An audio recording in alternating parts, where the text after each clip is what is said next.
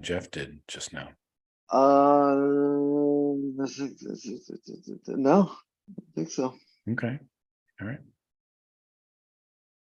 Seems like most of the North has come through St. Pete in the last month or so. So you missed out, Shawn. It's like mostly Northerners. I'm not sure there's anybody left up there, especially in the Midwest.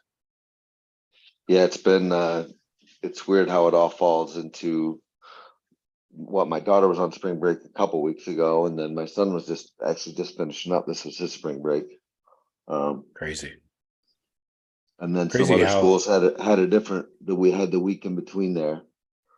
Yeah, I still got people coming through here treating this place like a fucking hotel this weekend. I thought after Easter that we were done with the bullshit, but nope. Probably after this, you should be good now.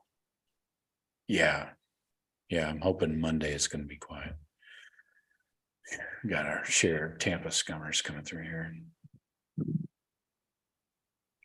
Taking a nice little 30-minute vacation from Tampa. So let's see, we got nobody viewing yet. Give it a minute. So we're gonna do scrimmage. We'll just kind of go round robin there and give me your feedback. I mean, I'm not sure you can take much away from it, honestly, but if you have some takeaways, like especially with Kyle and O-line, defense, whatever you might have. I don't want to spend too long because last time we talked about like a scrimmage for way too long. So I really want to get into the main topic about first round draft pick on defense, because got some thoughts, and I'll throw some stats and recent picks at you guys as a foundation. Sure. Oh. Yeah. All right, let's do it. And nobody's but we'll still get it warmed up. And we are back. We are back, baby. I haven't done the Frank Stanza in a long time. I'm sure everybody missed it. So I think I just spit all over my computer. Anyway, appreciate everybody joining us again tonight. We're coming at you with a special birthday edition of the TBC Weekly. Woo! Tonight we're talking about the next first round draft pick on defense. Will there be one? Is the question. Will there be one? And then when? Definitely not this year. Definitely not 2023. So we're going to get into that. We're going to talk spring game takeaways, a couple of quick recruiting nuggets all up in your nugs. And we'll see what happens from there on out. If I do fall over during this podcast, just you might want to round it up and wrap it up if you see me laying sideways. We'll turn the lights out. Aggressive today. Thank you. I appreciate that. So as people will slowly trickle in, like any good drinking bar, nobody shows up when it first opens. I like to think of this show as a nice little drinking bar. We don't sell food though, so there's that. Anyway, let's get into I guess the spring game. Shawn, what do you have on the spring game from maybe an offensive point of view? What were you offended by? Not good, Bob. Okay. I don't. It doesn't look great. That O-line is just what we've been talking about. I feel like we've been on this from the jump, and this has been a concern point. I think it's going to continue to be. McCord didn't look that sharp. What was surprising to me is, and now I kind of almost feel like my boy Devin Brown without playing is gaining ground. Because they talk about him an awful lot for him not playing, and Kyle McCord was out there, and I don't know. I don't have the impression that Kyle McCord is taking the job like he should be. I feel like after this and after that setback for Brown, that it should almost be solidified that McCord's the guy. Mhm. And it doesn't sound that way to me. Okay. What are your Jeff, thoughts on that? I mean, Jeff, you know, what do you am I think? am I misreading that? But that's the Shawn, vibe I I'm don't getting. I don't think you are, Shawn. I think that's a real good take from you. Listening to Josh Perry, because he's got a lot of background information. He was trying to pump a lot of it in. You're right. He was talking about Devin Brown a lot, and you're right. Kyle McCord did not. He didn't take the opportunity to excel ahead. Speed ahead in the race. It's hard. I don't know really what to take away. I saw refs out there, but I don't think they threw any flags. I think I saw a lot of holding. Our O-line depth is troubling at the least amount. I think Devin Brown can still make a push at this. If he was considered close going into this game, prior to that injury. I'd be interested to hear the coaches how they dance around the performance of the O-line. In next week's press conference. But it just seemed like to me, and I feel like I heard in that Ryan Day presser, when they ask about McCord and some throws across the field, that Day makes it a point to throw Brown in that conversation where he's not even asked about it really. So that to me almost makes me feel like that could also just be some recruiting too, Yeah, and it could be, hey, it could be, hey, just keep the pressure on McCord. Like, hey, you don't got this kid. You don't fucking relax. There's a kid right here.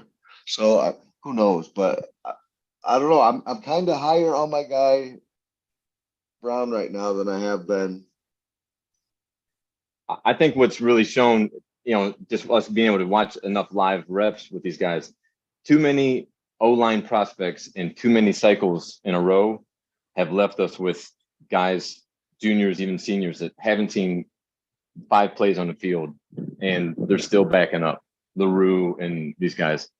I don't see it. That might be our Achilles heel this year. How can they not be solid? That many years in the program and mixed program, and I mean, you got to think they're decent.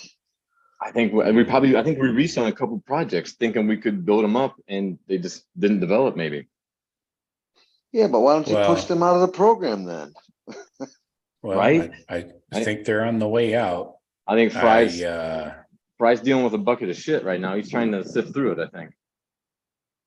My opinion. I mean, if you're talking strictly about O-line, yes. Yeah, there's way too many projects were taken in the 2020 class. Grant Toutant, Trey LaRue. I mean, Josh Fryer's just now in his 4th year getting meaningful starter snaps. He was a 6th man last year. Jacob James injured, this spring, but he was supposed to be a center option. He's supposed to be the next guy up, but now we got Hinsman.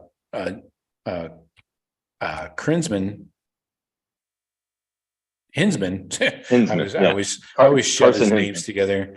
Carson Hinsman. He seems to be the heir apparent now with Jacob James kind of getting injury, playing his way out. And then Vic Cutler is definitely not a starter.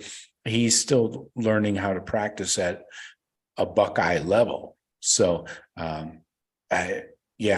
think you're going to see some dudes, especially from this O-line group, entering the portal this week.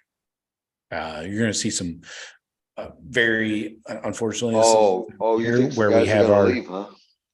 Guaranteed. Yeah, guaranteed. This is the week where we have those uncomfortable conversations. The portal just opened on Saturday and it's open through the 30th. So you got 2 weeks to hop in there.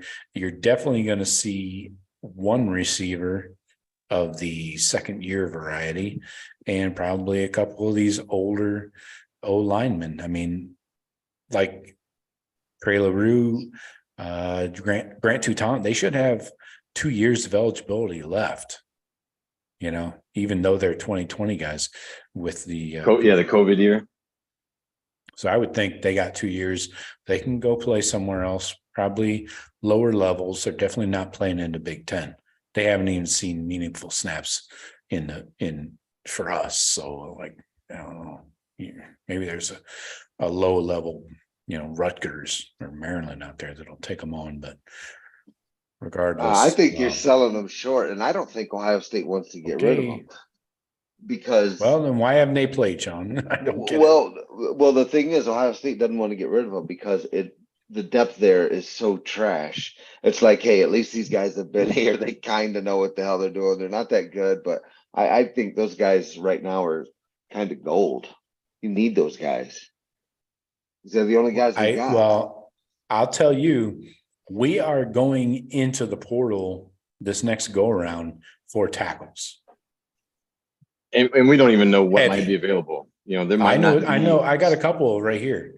I got a freshman out of Texas A&M. He's let's see. Last year he was a 2023 all freshman SEC team. So not all SEC, but just freshman all SEC. Kind of like Igbinosun. Yeah. He's in the portal level. Yeah, he's in the portal. So he's got 3 years. Class, man. That school. He's got 3 years of eligibility left. You got a tackle that just went in from USC. He started a ton of games. I'm looking for my notes right now. I just wrote down a bunch of shit about these guys yesterday. Anyways, there are plenty of tackles in that portal. Thing is, the quality is your question, right? I mean, right. Ohio State quality is not going to be easy to find. I don't care if they came from USC, Bama, doesn't matter. USC's line last year was not great either. I mean, so it's not like he was a solidified guy. I mean, USC was not a great offensive line. They could sling the ball, but yeah, I mean, yeah, you're right, Joe. I don't think without a doubt that we're not going to be looking. I don't know if we're going to be able to find a starter above what we have. Right. And we have to look. We have to try. You're right. We have to. But it doesn't have to be necessarily a starter. We need better quality depth. That's where we're short, in my opinion. So we got to stick on this spring game real quick. Shawn, you were talking about the O-line, I assume. On what? We were going through your concerns and yeah. I mean, just O-line was yours. O-line is a concern. The quarterback will work itself out, whether it's Devin or McCord.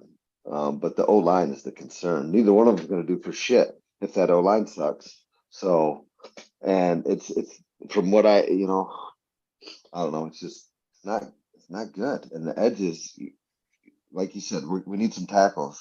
I don't know. You say we need depth at tackles. I'm with Jeff. We might need starting tackles. Yeah. At right. I don't think we need a left. I think Josh Fryer's just fine at left. I think right is the bigger challenge, but yeah, it's hard to say. I mean, we've had these challenges. If you guys think back, I went through our last few seasons at this exact same time period around the spring game, and the O-line was always our concern. It was always like a lot of times it was center and tackle or guard. It was always, we had concerns at the O-line. Those were always our biggest issues. And in the spring game, they always look like shit. For whatever reason. Maybe a D-line, they have the I don't know, maybe they have the advantage in a spring game, especially a ones versus ones, offense versus defense scenario. Go, Jeff. Go ahead. Yeah, I mean, I kind of covered my thoughts on the O-line. other than that, the running game and everything, it's hard to. It's Ryan Williams wasn't allowed to be touched. They did thud. I mean, Trainum looked good. You know, he busted that long one, but I don't know if in regular game speed, game rules, does he? You know, do they some of those big runs happen? I don't know. It's hard. I don't really have much feeling on other than, the receivers. They all kind of look good, but we didn't have three of our best that are going to be the main rotation guys. There were some standouts, but no big standouts. I was happy with the defense for sure. I don't really have a take on any other skill positions on offense. I didn't really get any kind of read at all. That's kind of my issue is if you have a weak spot or two on the O-line, it's going to make moving the ball, especially throwing the ball, very, very difficult in a scrimmage like this, in a practice. And we're not even blitzing. Just think when there's exotic blitzing. They ran stunts though. They did run stunts on the D line, but yeah, you're right. They didn't blitz at all. So yeah, I don't think it wasn't designed for us to get a really good feel for the offense. The offense was really dulled down. There wasn't a lot of flash. So no take. I mean, I think our skill positions will speak for themselves when they're all healthy. Our boy, side note, our boy Tate keeps, we've been talking about him since he got on campus, even before that. And Tate Martell, yeah, I know he's looking good. I think he's going to. We did see him a lot. He was out there a lot. Parnell. I know. I'm joking. I know. I think he's going to be in that 2 deep. He could crack it. He did have a drop, but yeah, the 37-yarder, nice little route there. Worked the DB. Yeah, that was one of the highlights for me. Noah Rogers, how do you argue with that 57-yarder where he broke through a bunch of tackles, almost fumbled the ball, got popped by Sonny Styles, kept on trucking, got into the end zone. That was a nice one by the freshman. Yeah, some stand-up plays like that. Dallin Hayden, that first handoff he took, got smacked by Carrico. I don't know if that would have been stopped in a real game, but he got off of Carrico really quick after a big impact. That was nice to see. I was happy just with we got our share of, going into this game, I had zero expectations. So we got some big highlight plays out of the young wide receivers. You got to remember, Kyle McCord was operating with basically none of the full arsenal, no first team running backs. Mayan was playing in thud. So what was he really able to do? You didn't have Marv. Well, Marv was in for 3 plays. He had 3 catches. But then Noah Mecca, no Fleming, and you're working with true freshmen, So I just came away happy. This year, there were no injuries whatsoever, at least that we've heard of yet. Although players, at least.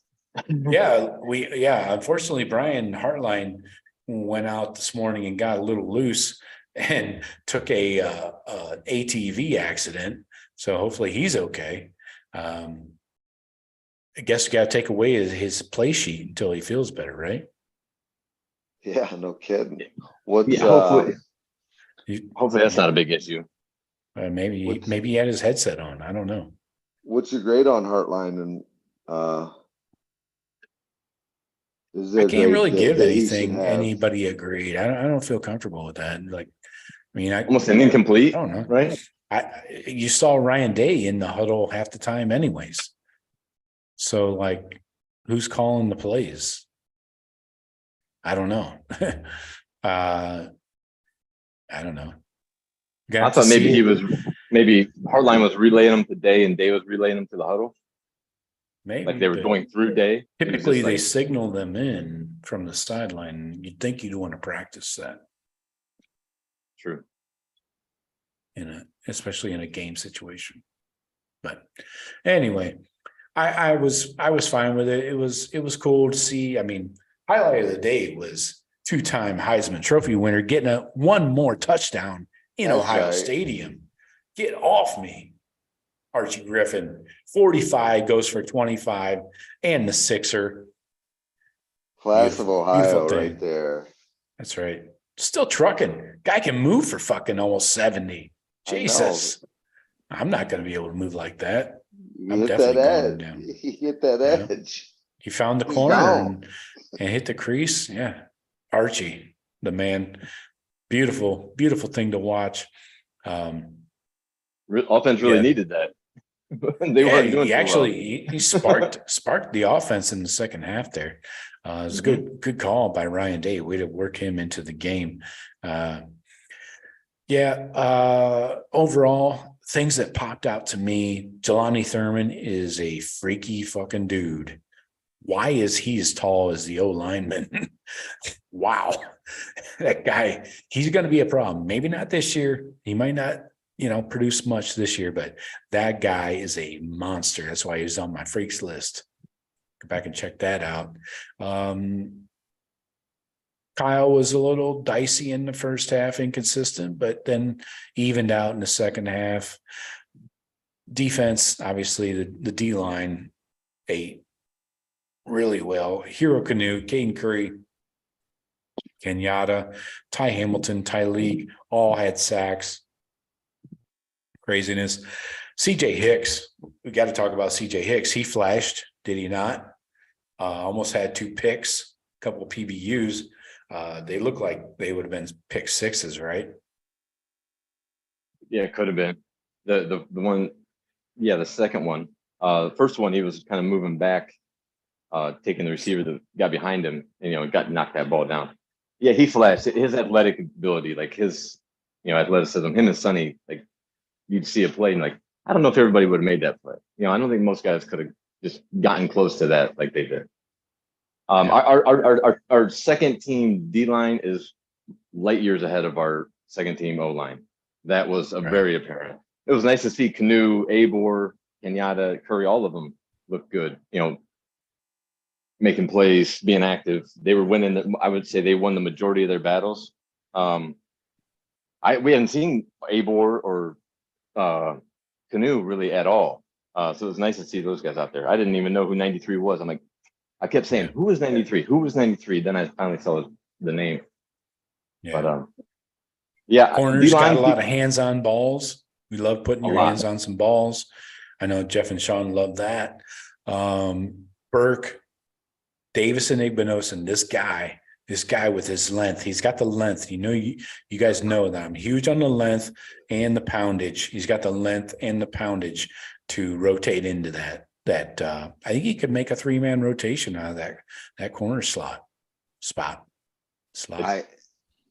worked. It worked in years past. They're like, he's out there. He's a businessman out there. He don't give a fuck. Yeah, he don't. And I, pack a lunch with that guy. I like him, and he's going to be on the field. Yep. With that length. Yeah.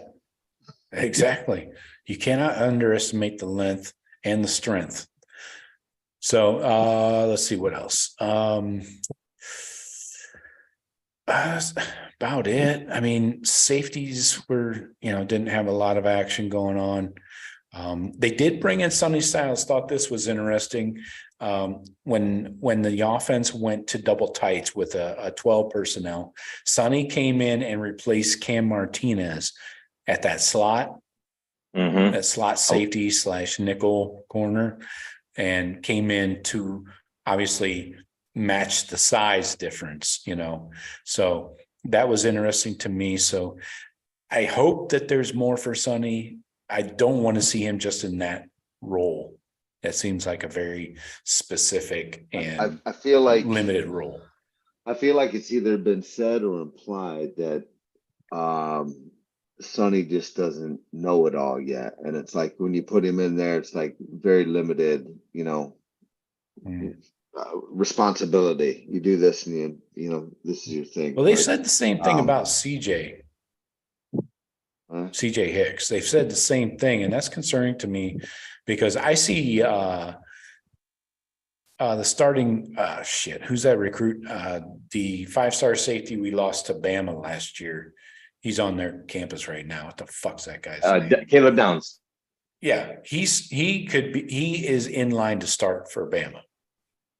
So that Yeah. tells me that either that guy is extremely different, like not even on Sonny Styles level, like he's a level above Sonny Styles, or maybe somebody's more willing to play younger guys. I'm leaning towards B. Me too. And I don't think Alabama has the depth that we do. Right. I don't think Bama has 4 good safeties. You know, they Right. can count them. Right.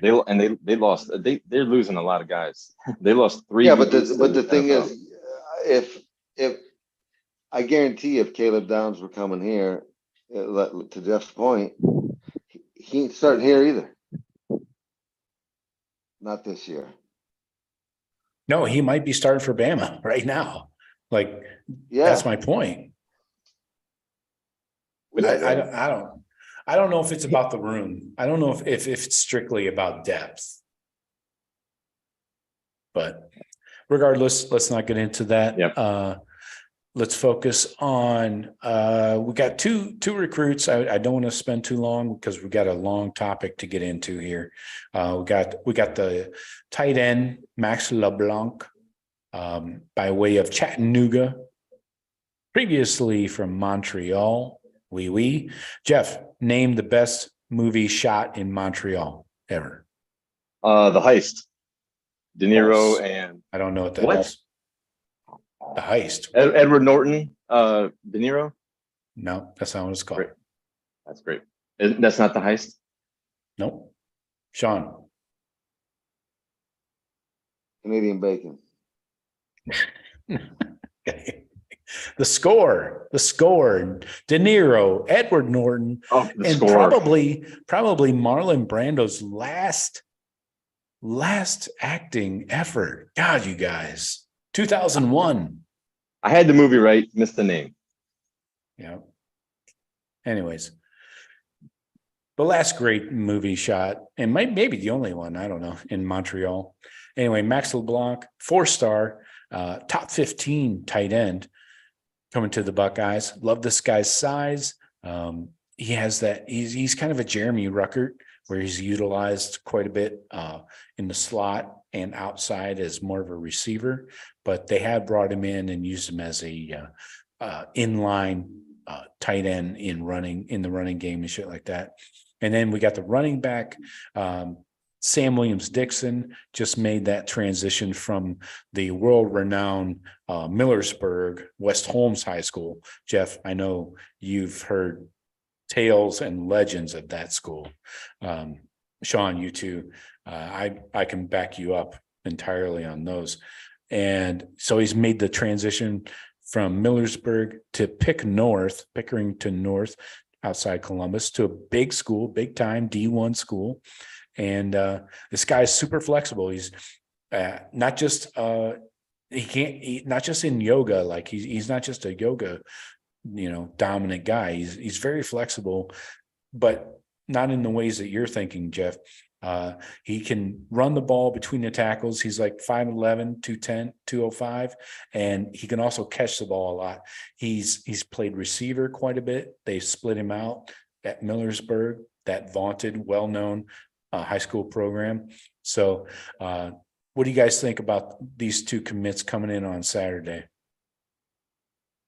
I don't know much about the tight end. I've been hearing about the running back, a nice second running back with the match with James Peoples. If he can do if the type of player you're talking, if he could be anything close to Curtis Samuel, that is a huge win for us. Curtis Samuel, I think, was one of the best players we had here in the last decade. So, I mean, hopefully, I would say that would be what he should, hope to live up to. But nice to get 2 quality running backs in this cycle. We needed to get 2 quality ones. I think we did.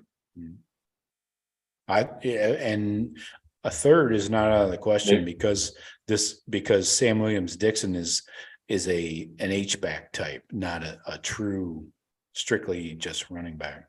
Shawn, what do you think? You got a quick take on the tight end and running back?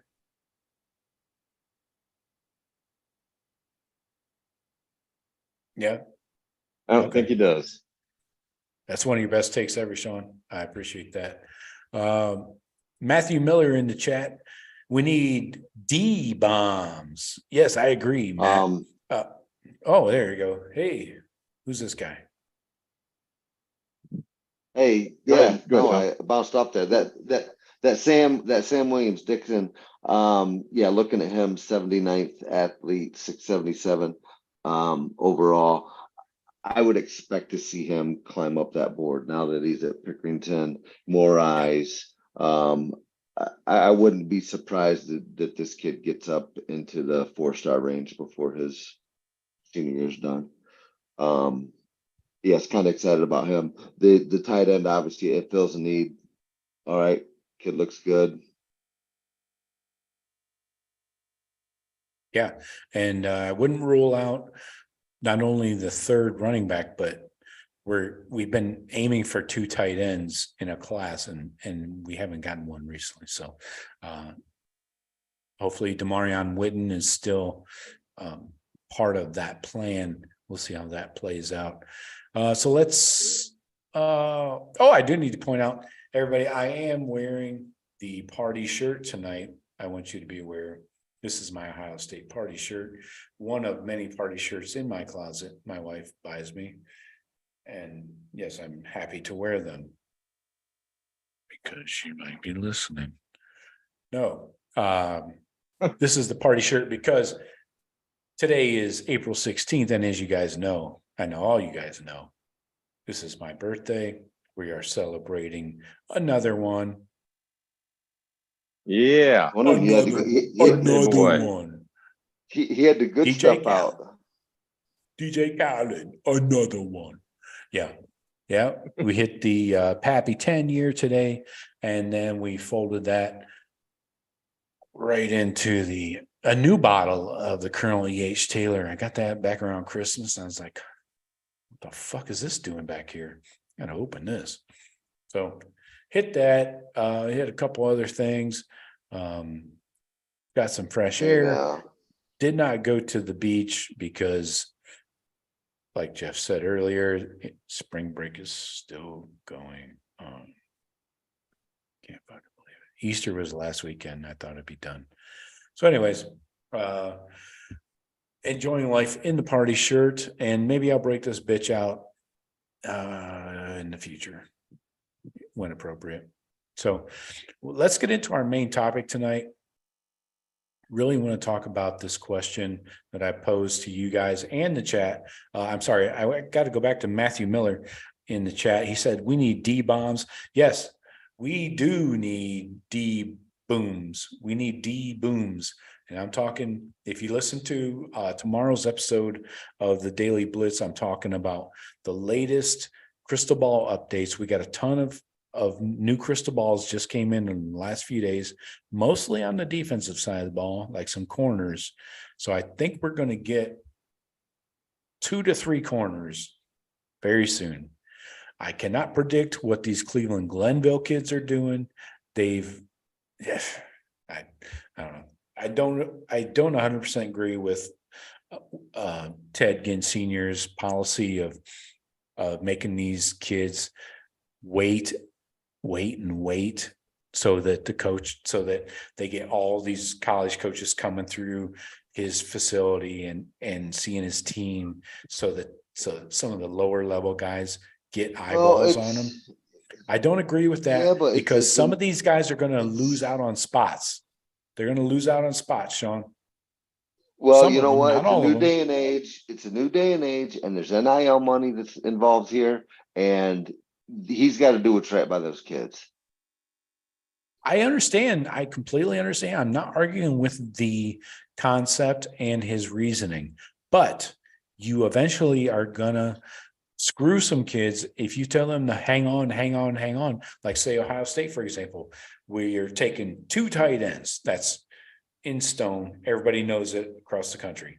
We got 1 right now. What if another tight end commits before Demarion Witten? What's Ted Ginn Sr. going to tell Demarion? Sorry, you shouldn't have listened to me. I would assume that I would think that there's open communication between the coaching staff and a coach like Coach Ginn saying, hey, we're looking at these two guys might come in and commit. What's your guy going to do? We need to know. I agree with Tanguid Senior doing right by his program, but I think you're right, Jeff. Joe. It could, I agree though. It could lead to what you're saying. We're going to fill up spots, and I'm sure Coach Day is letting them know. Look, you're not going to control my timeline. We're going to sign kids.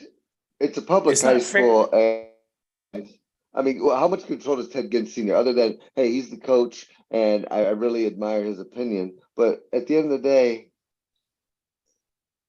he don't have no say. Okay. Well, he has a strong influence. Let's call it that. On some kids more than others. You know that. He's a father figure to many of these kids.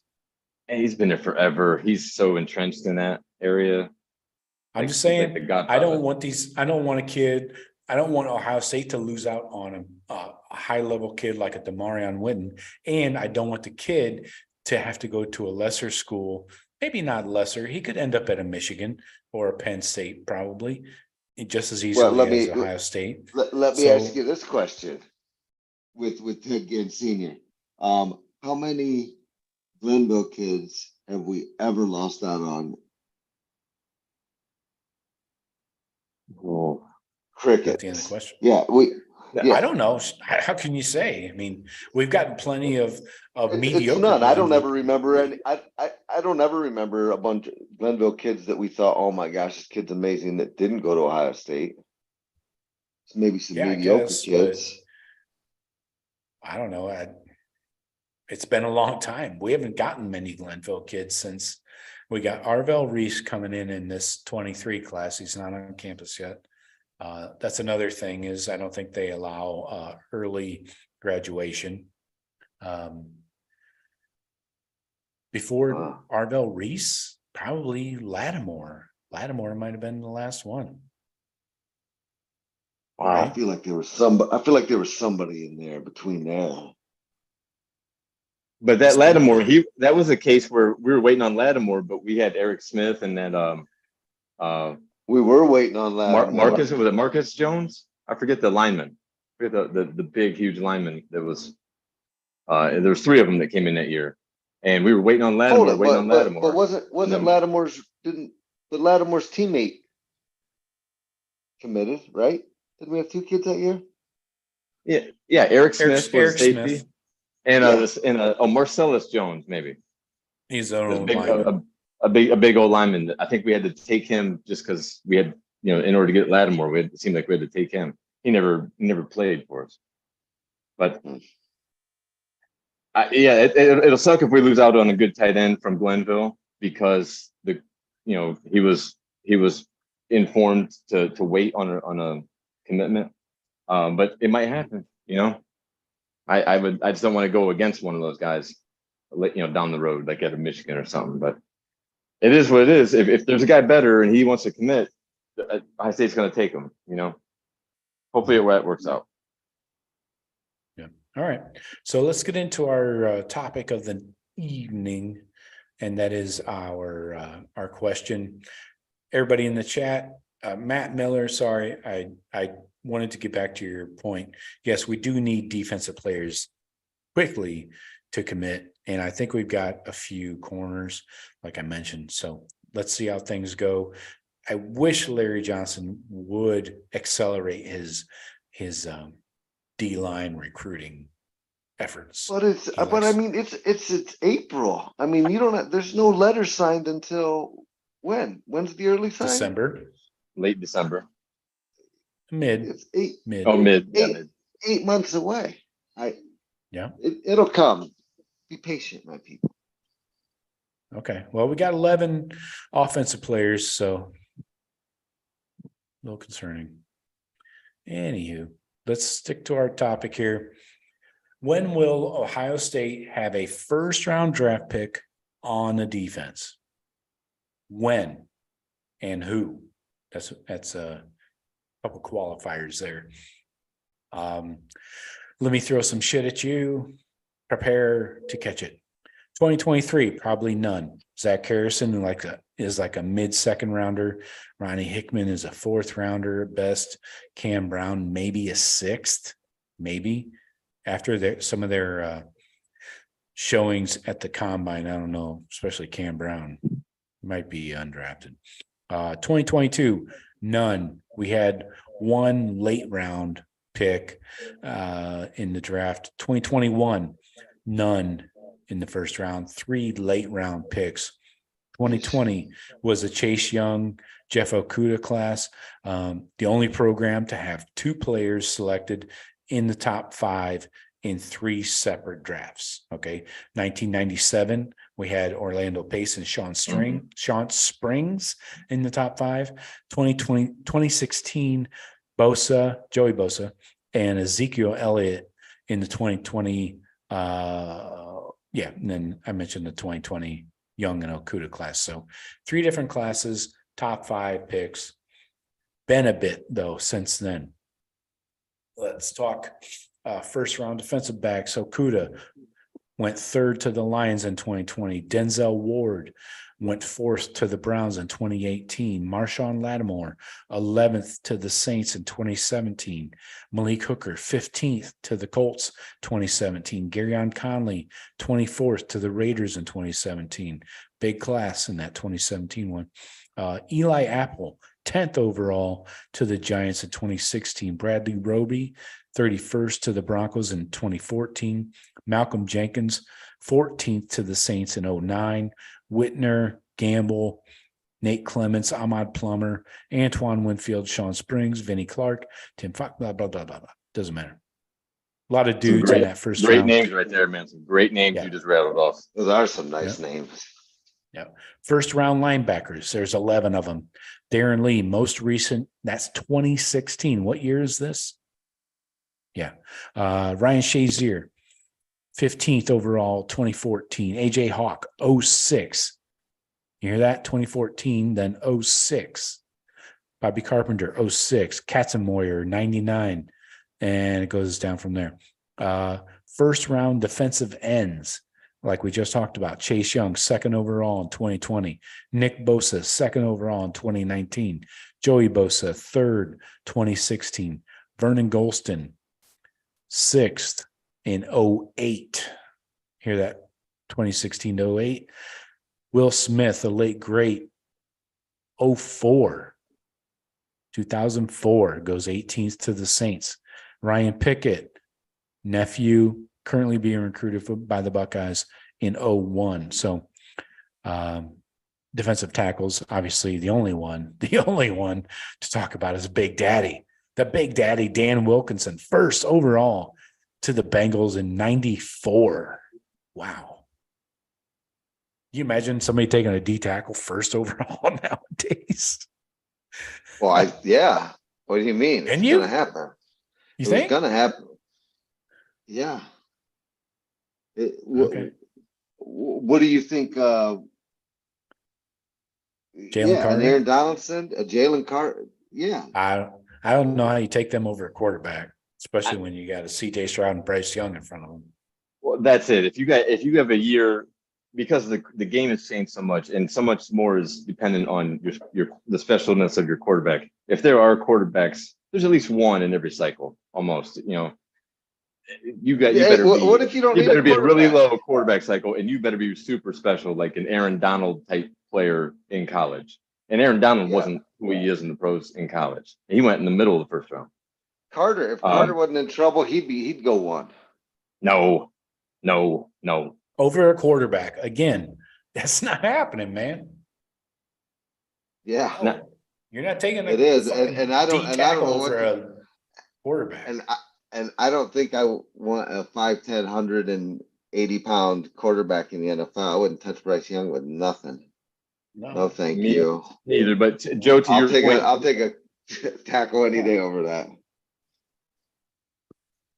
Well, then you're C.J. Stroud sitting there. To your point, Joe, on the topic, we do not have an interior D lineman that is a potential number 1 pick on our roster currently. So it's not going to happen for us, in the next couple of years either. All right, so let's lay it out. But Let's go. I got some thoughts. This current roster. Let's start with Shawn. You can go. I'll let you give. You can go by position group or just strictly one player at a time. I don't want to take too long, but I mean, we have to all agree that there's like less than 5 guys who can go in the first round on this team right now. I Right. think, yeah. I mean, I can go into me. This isn't even a thought. To me, it's easy. Maybe I'm just in over my head on it, but it's JT Tumalo, and it's not just first round. It's top 5 potential. Right now, I think he'd be top 10, but you know he could work his way up. Yeah, I think JT is a lock for first round with what he's shown so far. Let's still see how he's not. Okay. Jeff, you got a debate against or for JT? Thinking, I put some names down. JT was at the top of the list, first one that came into my mind. I think he can be with production. He's got all the measurables and the physical stuff. If the production matches this year, like a dominance, like a Bosa or somebody, yeah, I think he could be a top 5, not just first round. I threw together 5 names that I think on our defense. Hold up. Let's go one by one. I want to rebuttal your points on JT. JT's problem is his consistency, especially as a run defender. His PFF run grade is a 59.8. 60 is average. 60 is doing your job versus the run. He has the legs. He's got the poundage and the strength, actually, but he was bad against Michigan, bad against Penn State, didn't do much against Georgia either. So that's my point. That is, if you're gonna let me just even out the scales on each guy, that is the reason why I'm not sure he's a first rounder. Oh, geez. It's not whether he's a first rounder. It's he had one great game, Shawn. Jeff, how many great games did he have? I saw 2 games where he really took over at points of it. I'm saying Joe, like what? Maryland? The game. Iowa. That's Zach Harrison. They scheme for him like he's the guy. That's the guy you got to stop. Okay. Like I said, Joe, you're right. So if you're a first rounder, you should be able to overcome that. Well, yeah, he wasn't yet. He's going to be. What is he? 19, 20? So you're projecting. You're not saying he is that. No, he is that. He actually already is that. He is him. He's him. And to me, that he's a first rounder. If he's not a first rounder, I mean, in next year's draft, it'll blow my mind. Well, you're assuming a lot of development. You're assuming that he's going to be a better player, much better player, consistent. He's had one of the best defensive games that I've ever seen anyone have. And like you said, maybe it is a motor thing. And if he gets that fixed, then yeah, it's off to the races. But the first round to me is a gimme, and it's whether he's top 10 or not. Thoughts, Jeff? I think he does have to show this year that he can be more consistent. To your point, Joe, and I think he will. So I am kind of projecting that he will show the consistency, and then therefore have the production to go with the measurables to make him a first round pick. Everybody I have on my list is potential. I wouldn't say JT is a lock first round pick right now. I think he has to show his the level of consistency and playmaking. But if he does that, I think he's top 10. Okay. What do they got? Do they have a preseason All-American out yet, or is this too early for that stuff? Way too early. Yeah. Got to wait for that portal to iron out. Okay, so we're done with JT, right? So let's go. Jeff, I'll let you lead with the next player. Okay, and thinking of this next year, okay, I think Jordan Hancock or Denzel Burke could have a Marshawn Lattimore type year breakout and say, oh, wow, yeah, he's one of the best corners in the country. They got to prove it. No, they're not. It's not a given right now. They both have a lot to prove. But I think both of those guys could, with a great season, vault into the first round. You said Jordan Hancock. I said Seriously? Hancock or Burke. Either one of them, I think, could with a great year because they're going to get tested a lot. Okay. I'm gonna disagree It's a on the big leap. Hancock point entirely. Just saying it, like guys can come out of nowhere. Malik Hooker, Lattimore. Oh, sure. I mean, that's what Guys I'm saying. can come out of nowhere. I'm talking about realistic. I mean, that's not a realistic one for me. I mean, Hancock he has a 41.9 coverage grade last year. And that is in, oh boy. Well, he missed a lot of time. That's like 100 snaps. Most of the time. Yeah, he barely played. Right. So I don't know how you can make any judgment on him. It's purely a projection. I think he has the physical capabilities. He's got to show production. If he shows production, Both of it would them. be a long shot. But I didn't think Garyon Conley would be a first round pick.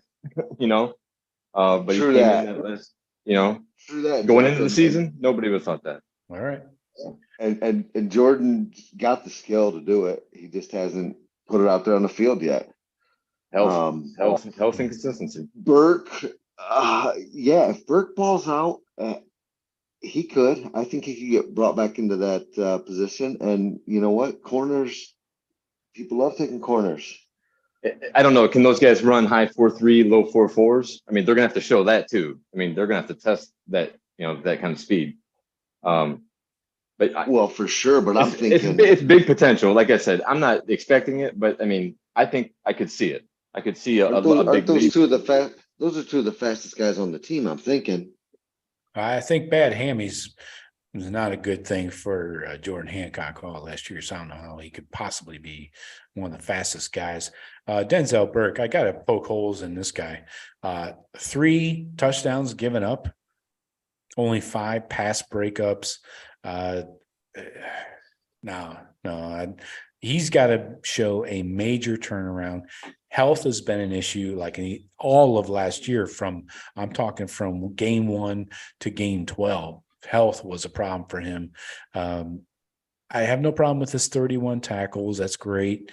But his touchdowns given up, remember him flailing against, was it Toledo or somebody in the end zone and just letting dudes catch the ball and not even put up a fight? He's given up some yak yards. The dude, I don't know. There was one really ugly game where he was flopping around, flapping. It's like the flying squirrel. He's had some bad moments. Yeah, and I can't blame it all on health. Huge disappointment last year, but I think he has the talent to make the huge leap. From above average as a freshman. Struggled last year, health and everything on point this year. Maybe he's more comfortable in the defense, more confident, could really explode. I mean, he's gonna have to make a lot of plays though, like a Denzel Ward type. Oh God, we have a shutdown corner again. This guy's ready to shine.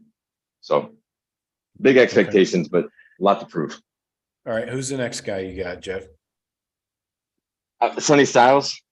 If we don't get one this year, I think Sonny. No, this is measurables. This is a 2024 draft. You said when and who? So okay, are we only going this year? All right. Yeah. Sonny Styles, I'll give you that. Moving on. Let's go guys that are only draft eligible after this year. Mike Hall. Okay.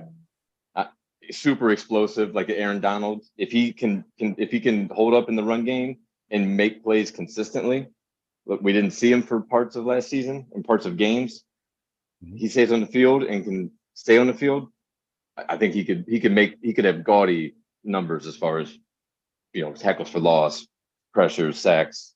He's a beast in the middle if he can do it, all the time. What do you think, Shawn? He's explosive, man. He's explosive, and if he tests well. He is, but the way we rotate in and out, I don't know if sometimes they do. I feel like all of them do at like 1 or 2 games a year. maybe that's their play, but maybe that's the rotating in and out. I feel like it's hard for those interior linemen to put a resume together. That's the interior guys. That's going to be first round worthy. I mean, he'd have to go off. That's for sure. But right now, certainly drafted, but I don't know if he'll be able to build a big enough resume to be one. I'm gonna have to see a lot more on him to be a first rounder. Just consistency. I mean, he only had 266 snaps last year. 150 were against the pass, 117 against the rush. So yeah, I'm gonna have to see more consistency and just being on the field, really. I can't put him in the first round right now. So I'll throw a name at you guys. Shawn, unless you got one you want to throw out there? No, not really. How about Lathan Ransom? Do anything for you in the first round? Not for me in the first round, certainly an NFL player. But I think there's just certain positions that I just don't value as much. Sure. And Ransom plays one of those. And so I just I don't think you'll get the money out of him, but he's going to be an NFL player, no doubt, and I think he'll be a good one. How about Jack Sawyer? Not in 2020, not next year if he comes out. Okay. 22 tackles, I agree. 4.5 sacks. I'm right there with you, Shawn. Right there, Shawn. I believe if you guys listened to one of my last episodes about Jack Sawyer, I said that I believe moving him to the Jack role last year was a crime against him. And I think it screwed him. It ruined a year of his development.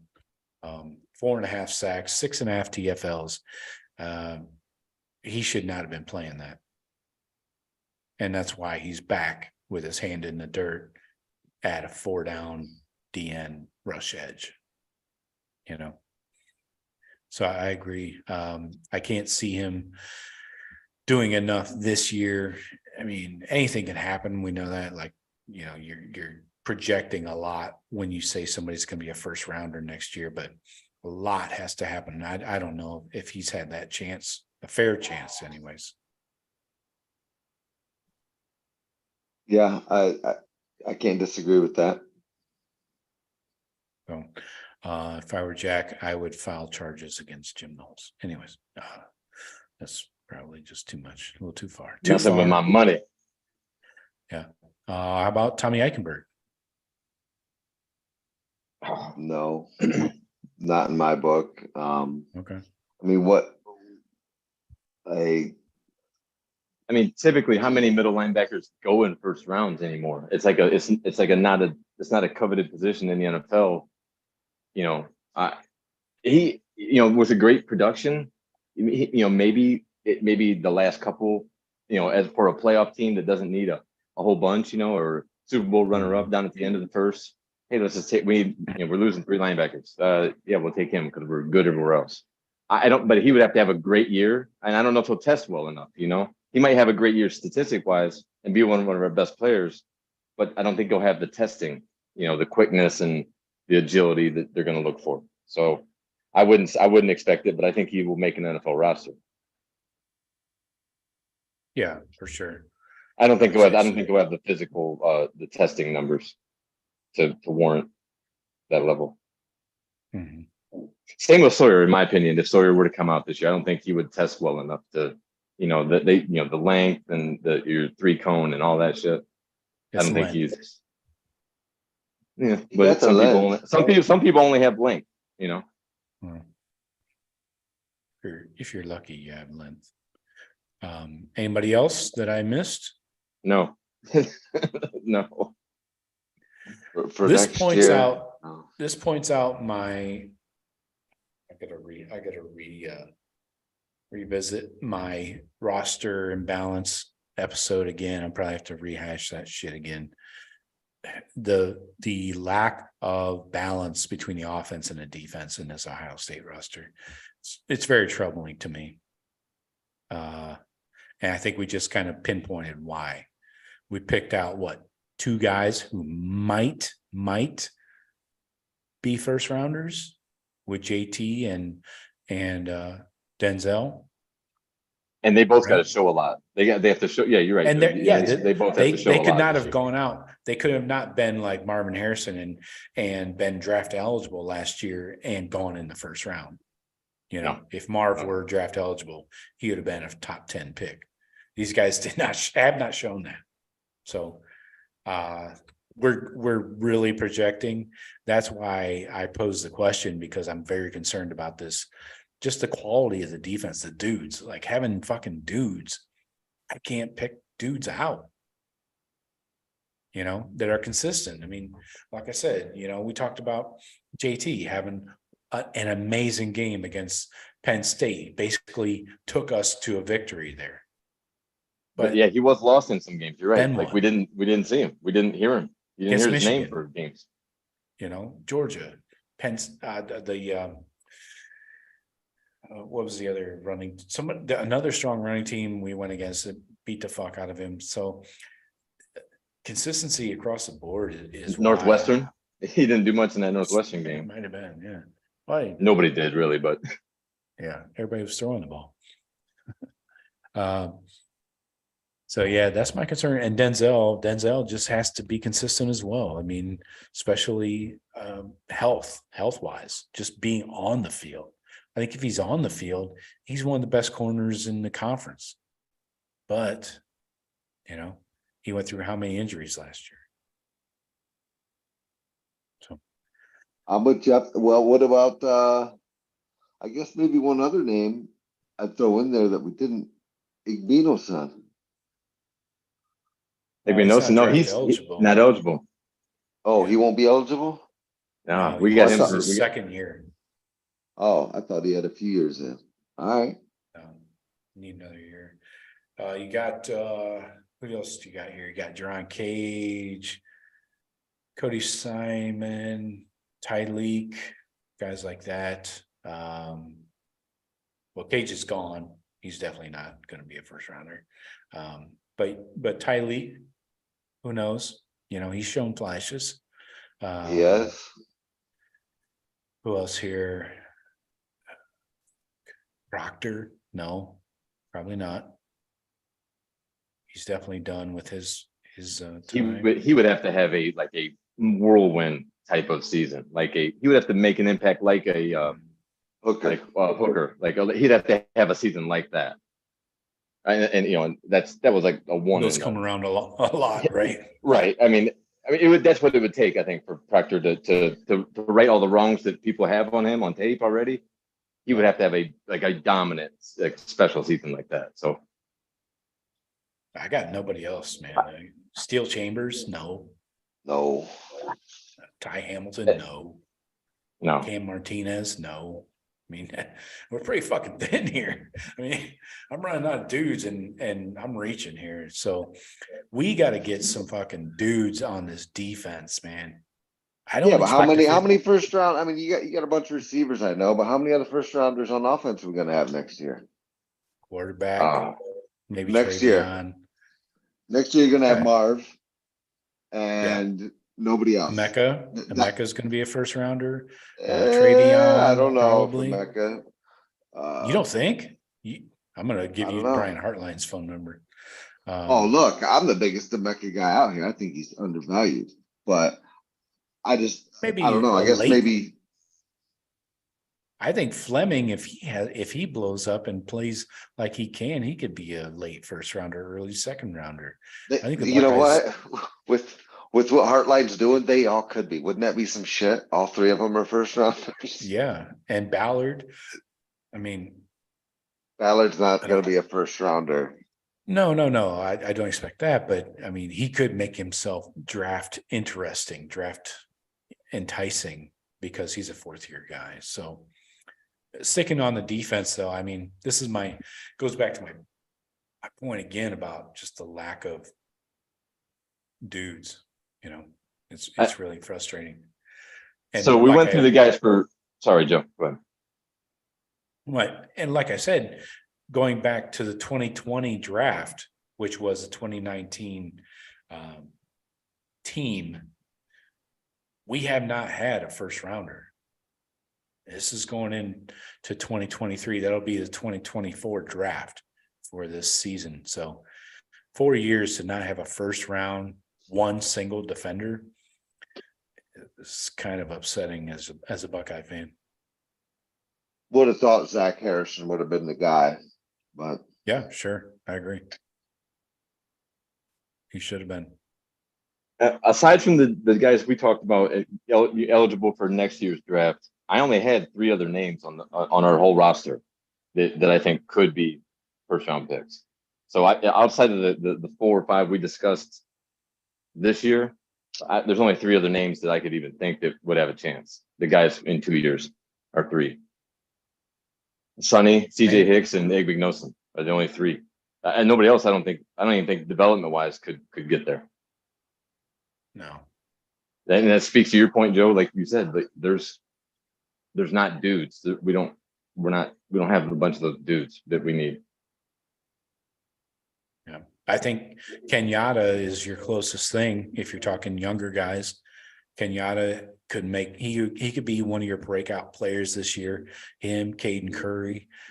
If you're looking at first rounders like DNs, corners, that's basically what you get on defense. right. Yeah. So, we basically laid it out. I'm looking at Kenyatta, Caden Curry, and they're going to have to not supplant Jack Sawyer and JT. They're going to have to have their breakout moments where they earn serious reps. And then at corner, Igbenogsen's the only one. I mean, Ryan Turner, no. Jair Brown, no. That's it. There's too much development for those guys. We'd have to see so much. We haven't seen those guys play in a game yet. It's a way too big a projection. Yeah.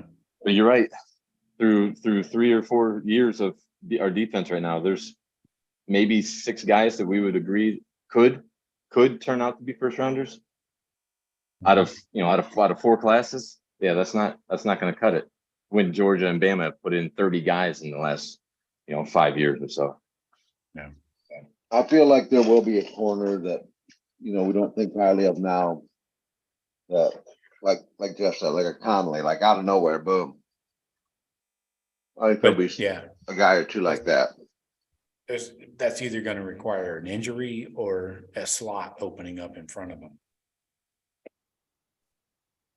Which I don't see, you don't see happening this year. Obviously, injuries. Yeah, how's that work? Yeah, we're not seeing that happen this year. Right. All right.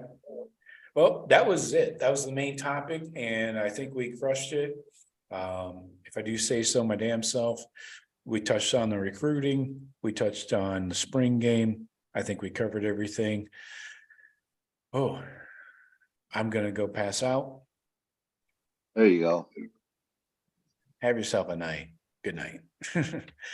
But I appreciate everybody being here. Thank you, everybody in the chat, watching live. And if you're listening on podcast, all you guys, please hit subscribe. Greatly appreciate that. And if you like the video, I really appreciate it on YouTube. Leave a comment. I always respond to all comments, except for the people that keep asking about the Amazon gift card giveaway. If you don't realize that the freaking contest is over by now, then you didn't listen to the announcement. So I don't have time to respond to you people. Anyways, we appreciate everybody being here. We will see you next Sunday. Jeff and Shawn, appreciate you. Yes, sir. Happy birthday, brother. Happy birthday, man. Thank you. Appreciate it. All right. I'm going to go dust off this party shirt. Talk to you guys later.